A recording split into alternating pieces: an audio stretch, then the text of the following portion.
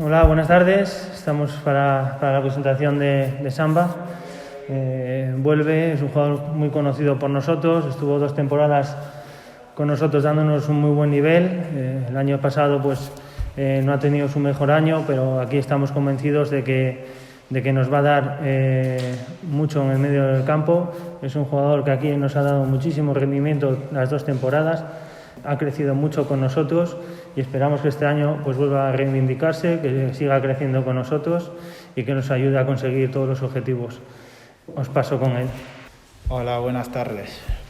Lo primero, tengo muchas calidades que no te puedo decir específicamente cuáles son, pero estoy a la disposición del equipo en todo lo que quiere el míster y para ayudar a lograr los objetivos. ¿Qué supone para ti la vuelta al Unión, donde pasaste 2 años?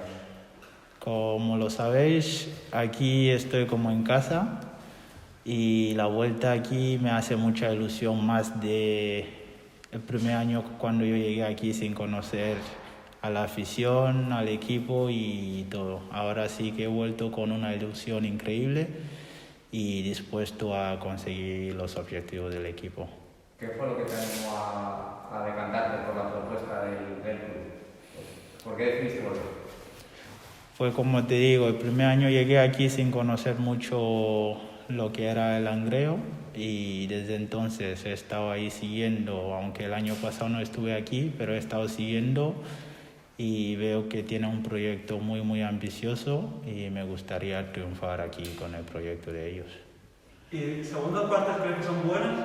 ¿O es como el refrán que dice que segunda parte vale más hacerlo? Pues no lo sé. Ya vamos a ver cómo viene. Ya llevas unos días aquí y empezaste a entrenar con los compañeros, muchos los conocías de las otras temporadas. ¿Cómo han sido estos primeros días otra vez aquí?